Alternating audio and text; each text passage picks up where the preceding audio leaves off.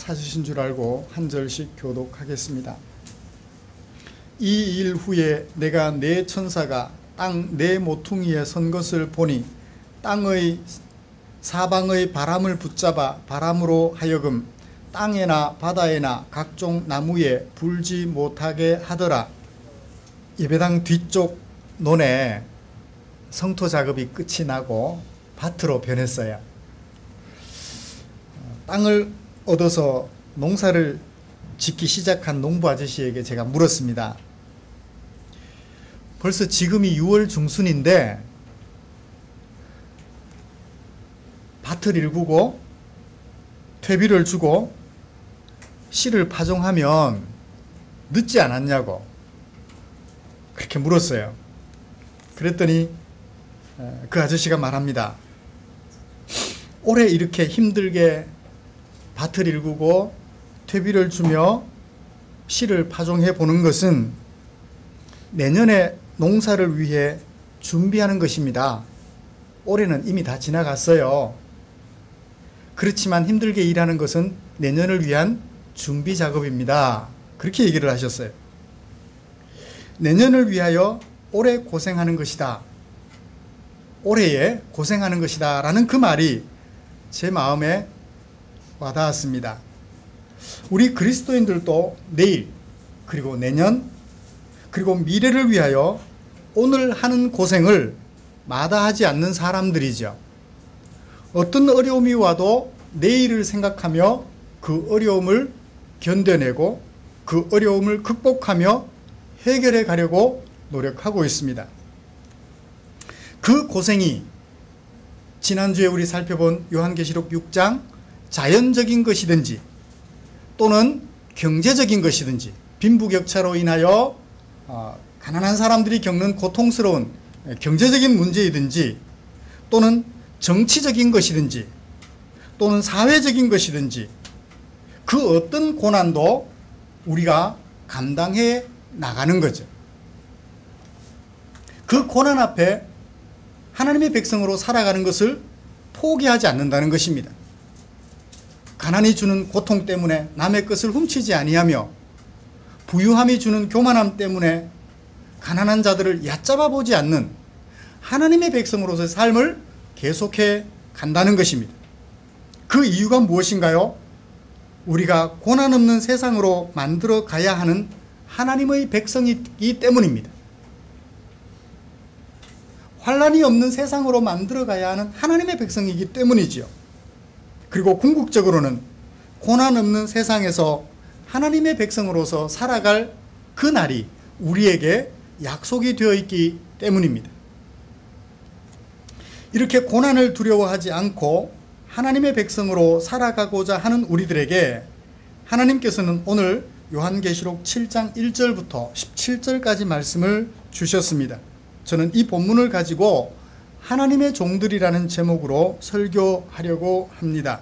말씀을 나누는 중에 하나님의 은혜가 저와 여러분들에게 충만하여 말씀을 마칠 때쯤 감동의 물결이 저와 여러분들을 사로잡게 되기를 소원합니다.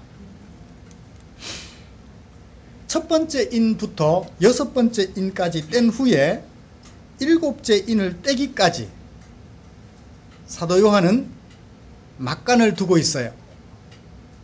그 막간에 본 사건을 그 막간에 기록하고 있는 것입니다. 6장 1절부터 14절까지 사도 요한은 성도들이 살아가는 세상에서 일어나는 갖가지 종류의 환난들을 언급했습니다. 그것은 시간 순으로 일어나는 환난이 아니라 여기저기 이 모양 저 모양으로 일어나는 갖가지 종류의 환난들을 인을 뗄 때마다 한 가지씩 보여주었던 것이죠. 그것을 시간적으로 이해하는 경우는 조금 문제가 있는 해석이라는 것을 말씀을 드렸습니다. 이 환난에 대한 반응으로서 6장 15절부터 17절까지 열거법을 쓰면서 무엇을 말한다고요? 모든 사람들이, 그렇죠, 경제적인 환난, 사회적인 환난, 정치적인 환난, 자연적인 재해 등으로 인한 환난, 불신자나 신자나 다 당하잖아요. 신자만 당하는 것이 아니라 불신자만 당해요. 굳이 신자만 당하는 것이 있다면 어떤 것이 있을까요? 거짓 그리스도로 말미암아, 이단들로 말미암아 기독교인들이 헷갈리는 것. 그것은 굳이 이제 불신자들과 달리 신자들만이 당하는 환난이라고 볼 수 있겠죠. 그런 갖가지 환난들 앞에서 모든 사람들이 소리쳐 외칩니다. 뭐라고요? 15절, 6장 15절부터 17절까지 다 같이 읽어볼까요? 시작. 땅의 임금들과 왕족들과 장군들과 부자들과 강한 자들과 모든 종과 자유인이 굴과 산들의 바위 틈에 숨어 산들과 바위에게 말하되 우리 위에 떨어져 보좌에 앉으신 이의 얼굴에서와 그 어린 양의 진노에서 우리를 가려라. 그들의 진노의 큰 날이 이르렀으니 누가 능히 서리요. 그렇죠? 갖가지 환난들이 물밀듯이 밀어닥치니까 모든 사람들이, 신자는 물론이요 불신자까지 모든 사람들이 다 당황해해요. 그래서 뭐라고 말합니까? 산들아 바위야 우리를 가려다오. 어디 숨어서? 바위 틈 굴 속에 숨어서. 하나님의 진노, 어린 양의 진노로부터 우리를 가려다오. 누가 가려줄 수 있는가? 바위 틈 굴 속 숨어있는 그곳조차도 가려줄 수 없다고 안타까워했어요. 누가 가려줄 수 있는가? 질문으로 끝났죠. 이제 7장에서는 그 질문에 대한 답이 나와요. 누가 가려줄 수 있어요? 어린 양의 진노와 하나님의 진노에서 누가 가려줄 수 있어요? 어린 양과 하나님만이 가려줄 수 있어요. 누구를? 땅에 있는 모든 사람들이 아니라 이제 17장에서 14만 4천이라고도 표현됐고 셀 수 없는 큰 물이라고도 표현됐고 흰옷 입은 자들이라고도 표현됐고 또 환난 가운데서 나오는 자들이라고도 표현되어진 그들을 누가? 어린 양과 하나님이 진노 가운데서 그들을 지켜주실 수 있다라고 답을 하는 거예요. 그래서 6장이 상황에 대한 질문이라면 7장은 답변으로서 막간에 주어지는 답변이라고 보시면 되겠습니다. 7장의 위치가 이해가 되죠? 네.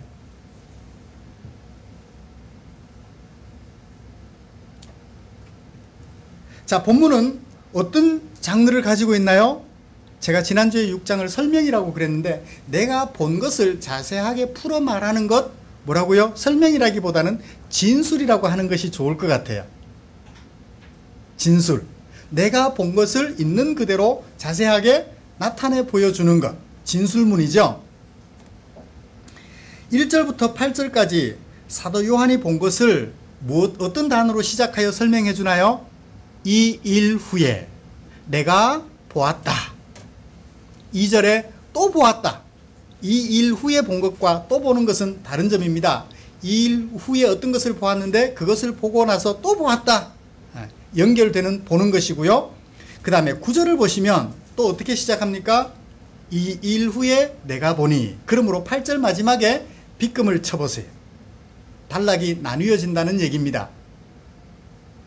1절하고 2절은 단락이 나누어지지 않지만 1절부터 8절까지 9절부터 17절까지는 단락이 나뉘어진다는 거죠. 이 일 후에라는 단어가 들어감으로써 라는 얘기입니다. 자, 1절부터 8절까지는 사도 요한은 미 본 것을 기록하고 있고 그 다음에 9절부터 17절까지 사도 요한이 본 것을 기록하고 있어요. 물론 9절부터 17절까지는 보고 들은 것을 다 기록하고 있습니다. 개략적으로 1절부터 8절까지 내용을 좀 살펴보고 그 다음에 9절부터 17절까지 내용을 살펴본 다음에 오늘 설교할 내용들을 추려보도록 하겠습니다. 1절부터 8절까지 사도 요한이 본 내용에 등장하는 인물들은 어떤 인물들이죠? 1절부터 8절까지 말씀 속에 사도 요한이 본 것을 기록하고 있는데 등장하는 등장인물 누구들인가요? 네 천사가 등장을 해요. 처음에 1절에 보니까 네 천사가 등장합니다. 그 다음에는 누가 또 등장해요? 다른 한 천사가 등장합니다. 활동하는 등장인물은 네 천사와 다른 한 천사밖에 없습니다. 14만 4천은 등장하는 숫자지 실제로 활동하는 사람들은 아닙니다. 자, 이들은 네 천사와 다른 한 천사는 14만 4천 명의 사람들을 놓고 갈등을 일으키고 있는 것 같아요. 천사들끼리 갈등을 일으키는 거예요. 네 천사와 다른 한 천사가 갈등을 일으킵니다.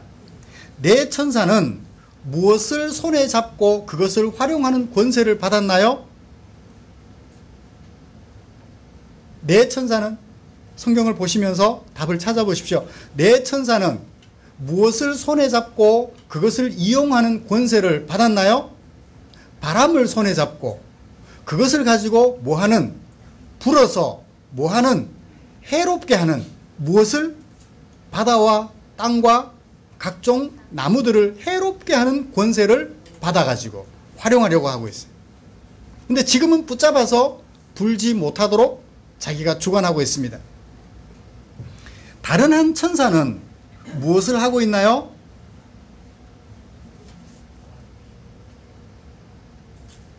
하나님의 종들에게 무슨 일을 합니까? 인을 치고 있어요. 그 하나님의 종들은 모두 몇 명인가요? 14만 4천 명이에요. 이스라엘 12지파로 나누고 14만 4천 명, 각 지파별 12,000명씩 선택하여 그 14만 4천 명에게 인을 치고 있습니다. 그 인을 칠 때까지 네 천사로 하여금 못하게 하나요? 바람을 불지 못하게 막아내고 있는 것을 보게 됩니다. 그 다음 9절부터 17절까지는 자, 14만 4천 명에게 인을 치는데 그 인을 치는 대상들이 어느 사람들이라고요? 이스라엘 사람들이래요. 이스라엘의 자손들이래요. 그런데 9절부터는 갑자기 확장이 됩니다. 누구가 나오나요?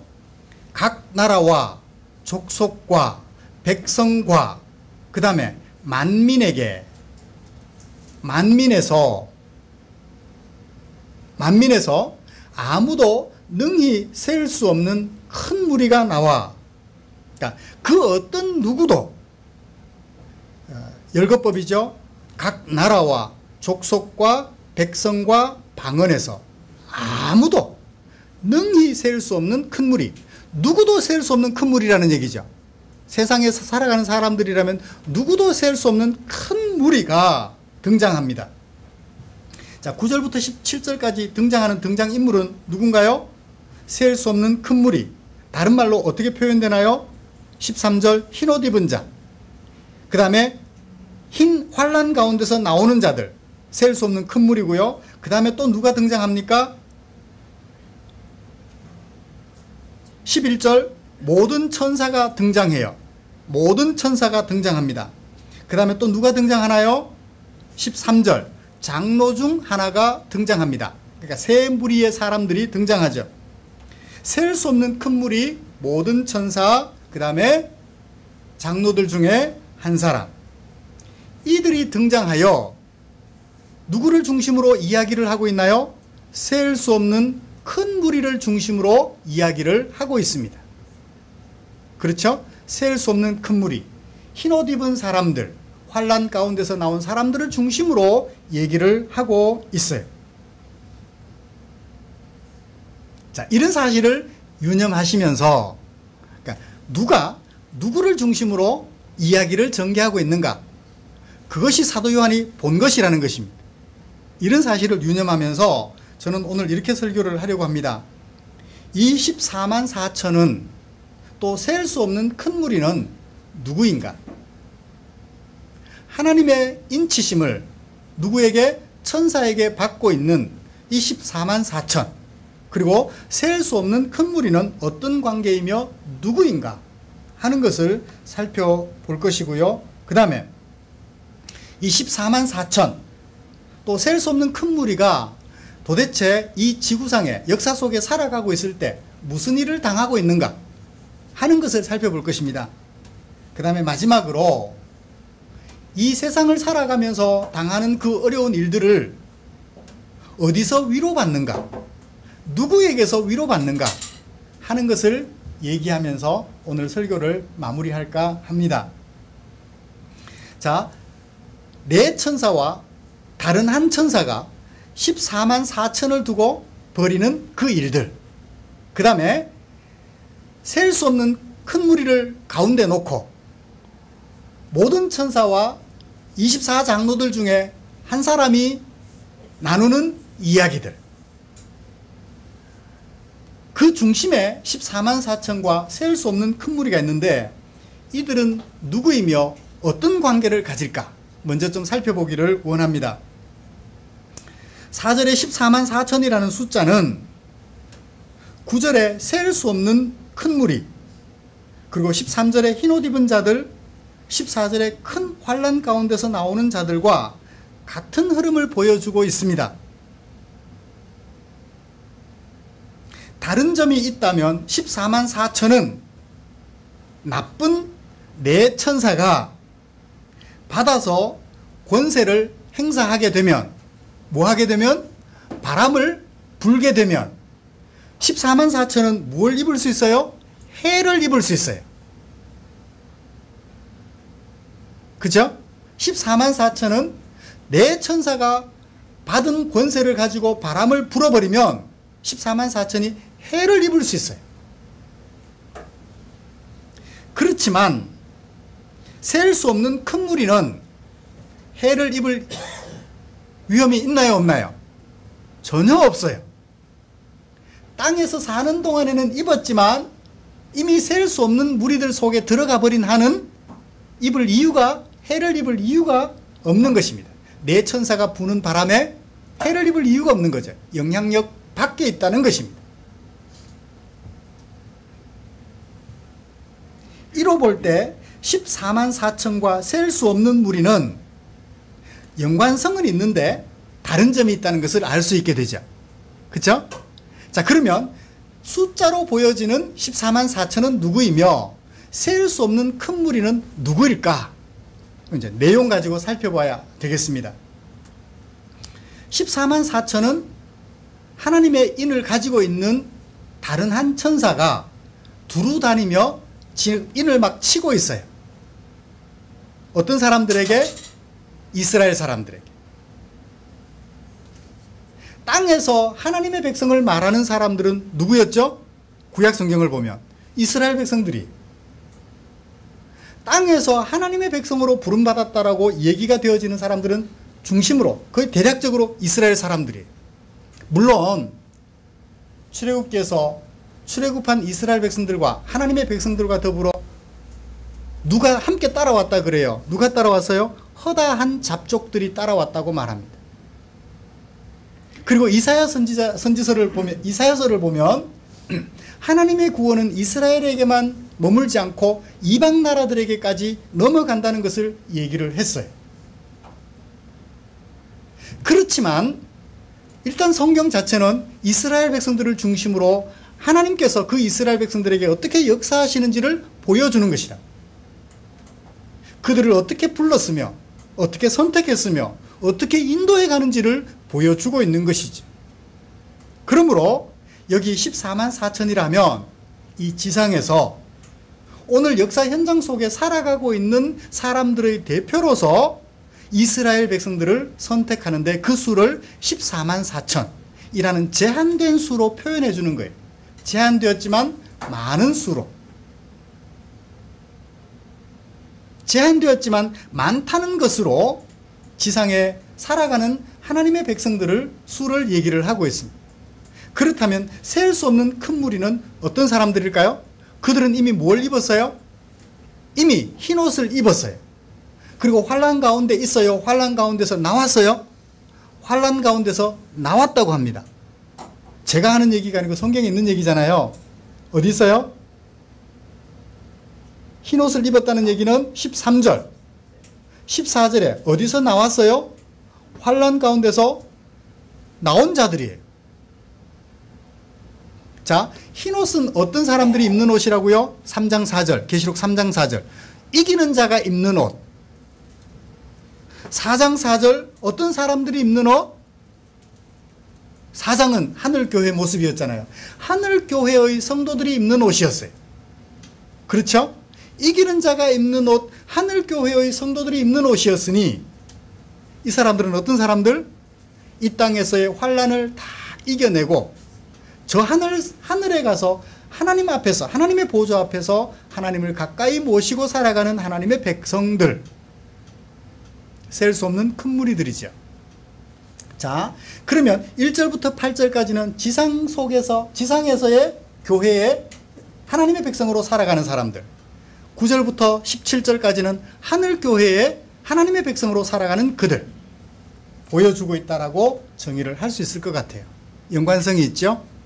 그러면 지상교회 성도들과 하늘교회 성도들이 다를까요? 아니에요. 같은 거예요. 그들은 곧 누구의 미래? 우리들의 미래. 셀 수 없는 큰 무리는 지상에 살아가는 14만 4천의 미래란 말이에요. 지금이 14만 4천이라면 하늘교회 모습은 미래 모습이죠. 그들의 미래 모습이라는 것입니다. 연관성이 있는 것입니다. 자, 그러면 이 14만 4천 그리고 셀 수 없는 큰 무리는 어떻게 흰옷을 입을 수 있었고 어떻게 환난 가운데서 나올 수 있었으며 어떻게 인침을 받을 수 있었죠? 어떻게? 그들이 하나님의 인을 가지고 있는 천사에게 달려가서 나에게 인쳐주세요. 그래가지고 인침을 받았나요? 아니면 하나님의 인을 가진 천사가 다니면서 일방적으로 인을 쳤나요? 일방적으로 인을 쳤죠. 자기가 인을 치는 거지 인을 쳐주세요 해서 치는 것이 아니라는 것입니다. 누구의 인을? 하나님의 인을. 누구의 뜻대로? 하나님의 뜻대로. 하나님이 선택한 백성들에게 가서 하나님이 인을 치시는 거예요. 하나님께서 이스라엘 백성들을 왜 애굽에서 구원해 내셨어요? 너는 내 백성, 나는 너의 하나님. 아름다운 하나님 나라 공동체를 이루고자 그들을 선택해 내셨는데 이스라엘 백성들이 이뻐서 숫자가 많아서 강대국이어서가 아니라 내가 너를 사랑하기 때문에 내가 너를 선택하여 불렀다고 얘기를 하고 있습니다. 그래서 그들에게 하나님의 뜻을 따라 인을 치시는 것이라. 그들이 흰옷을 입고 그들이 환난 가운데서 나와 영원하신 하나님을 찬송할 수 있었던 것은 오늘 현장 속에서 환난 가운데서도 하나님을 배반하지 아니하고 하나님의 백성으로 살 수 있었던 것은 전적으로 하나님의 인쳐주심 때문이었다는 것이. 하나님의 인을 가진 천사가 인을 쳐 주었기 때문이라는 것이죠.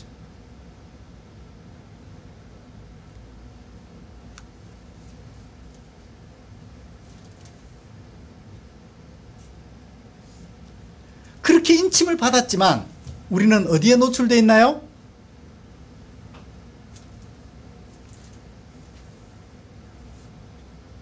내 천사가 받은 권세로 바람을 불어버리면 우리는 해를 입어야 하는 그런 형편에 처해 있어요. 이것이 바로 14만 4천입니다. 셀 수 없는 큰 무리를 보여주는 현재 모습이에요. 해할 권세를 가진 내 천사가 해할 도구로 받은 바람을 불어버리면 언제든지 피해를 입을 수 있는, 해를 입을 수 있는 그런 형편에 처한 하나님의 인침받은 백성들을 포괄하는 단어가 바로 14만 4천이라는 단어. 사랑하는 성도 여러분, 우리의 현실을 잘 직시했으면 좋겠습니다. 하나님의 인침을 받아 하나님의 백성으로 선택이 되었다면 우리 앞에는 환난이 없어야 한다라고 생각하는 생각들을 거두시기를 주님의 이름으로 축복합니다. 하나님의 백성으로 살아가는 내게 왜 이런 어려움이 올까라는 얘기는 이제 더 이상 우리 입에서 거두시기를 간절히 소원합니다. 하나님의 백성이기 때문에 하나님의 백성이 아닌 사람들보다 더 많은 환난이 다가온다는 거예요. 바람이 불 때 예수 믿는 사람 피해가지고 부나요? 태풍이 올 때 예수 믿는 사람 집 피해가지고 다른 집에만 피해를 입히나요? 홍수가 날 때 그 홍수가 여러분들의 집은 피하고 옆집만 쓸어갈까요? 자연적으로 일어나는 환난, 사회적으로 일어나는 모든 환난들이 신자 불신자 없이 우리에게 해를 입힙니다. 그런데 유독 그리스도인들에게 이 해는 더 가중될 수 있다는 사실을 마음속에 새겨보십시오. 내가 예수 믿으면 우리 남편이 갑자기 개과천선해가지고 나를 행복하게 만들어줄까? 아니에요. 지난주에 제가 얘기했잖아요. 목사인 저도 한순간 제 아내의 마음을 아프게 하는 환난 가중쟁이라고요. 그렇습니다. 예수 믿는 사람들에 의해서, 예수 믿지 않는 사람들에 의해서, 자연적인 재난 등으로 인해서 갖가지 환난 앞에 노출되어 있는 우리 하나님의 백성, 인침받은 우리라는 사실을 유념하시기를 기대합니다. 그렇지만 우리에게는 무슨 표시가 있어요? 하나님의 백성이라는 표시가 있다. 환난 때문에 나는 하나님의 백성이 아닌가 착각하지 마시고, 환난이 있지만 우리는 하나님의 백성임의 표시가 우리 이마에 있다는 사실을 꼭 마음에 새기시기를 기대합니다. 자, 그런데 사도 요한에게 지상교회와 하늘교회, 지상교회의 미래 모습인 하늘교회의 모습을 하나님께서, 어린 양 예수님께서 왜 사도 요한에게 보여주셨을까요? 동시에 왜 보여주셨을까요? 그리고 요한은 본 그것을 왜 기록했을까요? 아, 봤다 속으로 혼자만 생각하고 넘어가면 되지 왜 기록해서 남겨주셨을까요? 우리는 언제 이 말씀을, 이 얘기를 사도 요한에게 보여주었는지, 또 요한은 언제 이것을 기록했는지 그 배경을 살펴보면 돼요. 자, 우리 6장에서 무엇을 봤나요? 자연적으로 다가오는 갖가지 고난들을 보여줬어요. 그죠? 사회적으로 다가오는 갖가지 고난들을 보여줬습니다. 시간 순서대로 오는 것이 아니라, 과거부터 미래까지 오는 것이 아니라 동시다발적으로 우리에게 다가오는 갖가지 환난들을 보여줬다고요. 그 환난을 보여준 다음에 대조되는 하늘교회와 지상교회, 지상교회의 미래 모습, 하늘교회의 모습을 동시에 그들에게 보여주고 있어요. 독자들에게 보여주고 있는데, 이제 우리는 짐작할 수 있어요. 고난 투성이 세상을 살아가는 지상교회 성도들에게, 지상교회 성도들의 미래인, 셀 수 없는 사람들로 구성되어 있는 하늘의 교회 모습을 보여줌으로써 무엇하려고? 어떤 목적이 있는 거죠. 그렇죠? 그 내용을 보면 이제 그 목적을 분명하게 제시할 수 있습니다. 자, 장로가 셀 수 없는 큰 무리에 대하여 설명해줘요. 그 14만 4천, 지상에서 고난받는 14만 4천, 그 환난 가운데서 나온 셀 수 없는 큰 무리는 어떤 사람들이라고요? 15절, 14절 마지막에 환난에서 나오는 자들인데 어떤 자들이에요? 어린 양의 피에 그 옷을 씻어 희게 한 자들, 어린 양의 피로 그 옷을 씻어 희게 한 자들. 누구예요? 성도들이죠. 뭐 하나님의 백성들이죠. 머리에 이마에 인을 친 사람들이죠. 그들인데 15절, 그들이 하나님의 보좌 앞에 있고, 어디에 있고? 하나님의 보좌 앞에 있고, 그 다음에 그의 성전에서 밤낮 하나님을 섬기는 사람들이며, 또 보좌에 앉으신 이가 그들 위에 장막을 치신다, 거주하신다는 얘기죠. 그들과 한 가족이 되었다는 얘기입니다.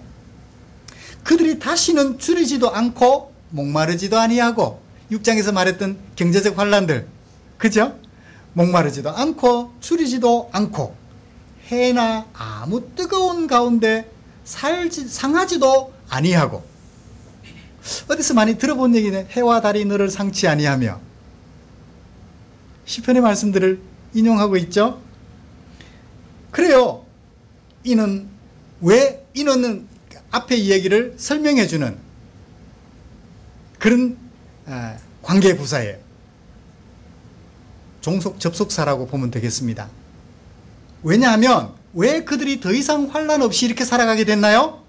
17절, 보좌 가운데에 계신 어린 양이 그들의 목자가 되사 생명수샘으로 인도하셨기 때문이다. 또 무엇 때문인가요? 하나님께서 그들의 눈에서 지상에 사는 동안 환난으로 인하여 흘렸던 모든 눈물을 씻어주실 것이기 때문이다. 셀 수 없는 큰 무리가 하나님 앞에서 영원토록 하나님을 찬송하는 것은 무엇 때문이라고요?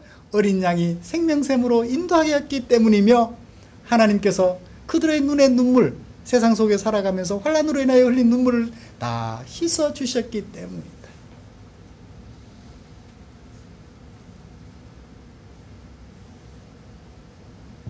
말씀을 정리하겠습니다. 사도 요한이 왜 하늘교회와 지상교회 모습 대조했을까요? 내용을 보니까 목적이 나왔어요. 그리고 언제 이 말씀을 하셨는가 살펴보니 목적이 나왔습니다. 무엇 하려고? 지금 당장 현장 속에서 고난에 직면해 있는 성도들에게 하늘교회에서 어린 양과 하나님이 인도하시고 눈물 씻겨주실 그 모습을 보여주므로, 오늘 눈물 흘리는 것 슬퍼하지 마라. 오늘 눈물 흐르는 현실을 답답해하지 말고 용기를 내어 감당해 나가라고. 내 몫에 텐 십자가를 짊어지고 나가라고. 그래서 이 말씀을 주시는 거예요. 요한계시록을 쓸 때만 해도 로마 황제의 핍박 앞에 그리스도인들이 노출되어 너무너무 힘들었습니다. 정치적으로, 경제적으로, 사회적으로 엄청난 탄압 앞에서 하나님의 백성들이 그 백성됨을 지켜나가기가 쉽지 않았다고요. 그런 그들에게 우리를 생명샘으로 인도하시며 우리의 눈물에, 눈에 흐르는 눈물을 씻겨주실 하나님이 계신즉 셀 수 없는 큰 물이 지금 현재 교회의 미래 모습, 하늘교회의 모습을 보여주므로 눈물 흐르는 형편 답답해하지 말고 용기를 내어 잘 극복하는, 승리하는 하나님의 백성들이 되라고 이 말씀을 남겨주신 줄 믿습니다. 말씀을 마치죠. 사랑하는 성도 여러분, 여러분들 앞에 여러분들을 힘들게 하는 요소들이 있나요? 여러분들을 눈물 흘리게 하는, 여러분들을 목마르게 하는 그런 요소들이 있나요? 그렇다면 장차 우리의 눈물을 씻겨주시고 생명수샘으로 인도하여 시원하게 하실 그 하나님의 은혜를 바라보며 오늘을 살아가는 동안 용기 내시기를 바랍니다. 포기하지 않으시기를 바랍니다. 그를 붙잡고 하나님의 백성으로서 그들에게 도움을 주며 하나님의 백성으로서 살아가는 것을 포기하지 않고 더욱 열심하는 저와 여러분들 되시기를 주님의 이름으로 축복합니다. 기도하겠습니다. 하나님 아버지, 고맙습니다. 당장 흘리는 눈물 때문에 마음이 아파 내가 하나님의 백성이 되지 않았나? 나 혼자 생각하고 있나? 착각하기도 하며 안타까워했던 지난 날들을 돌이켜보며 용서를 구합니다. 한번 우리를 선택하신 하나님은 환난 가운데서 건져주시며 생명수샘으로 인도하시고 흘린 눈물 씻겨주신다 하셨는데, 주여 어떤 환난, 고난, 눈물 흘리게 할지라도 그 하나님, 그 어린 양을 바라보며 우리의 걸음을 담대하게 걸어갈 수 있도록 역사해 주시옵소서. 내 코가 석자라도 도와줄 사람들이 있다면 도와주기를 우선하는 종들이 되게 하시고, 내 발등에 떨어진 불이 나를 뜨겁게 할지라도 떨어진 불로 인하여 뜨거워하는 옆의 지체들을 바라본다면 그들의 불을 먼저 꺼주기를 힘쓰는 아름다운 하나님의 백성으로 살게 해 주시옵소서. 내 눈에 눈물이 떨어지고 내 생명이 끊어지는 한이 있을지라도 주님 말씀 쫓아 사랑하며 살아가는 하나님의 백성됨을 잊지 아니하는 소중한 지체들 되도록 인도하여 주시옵소서.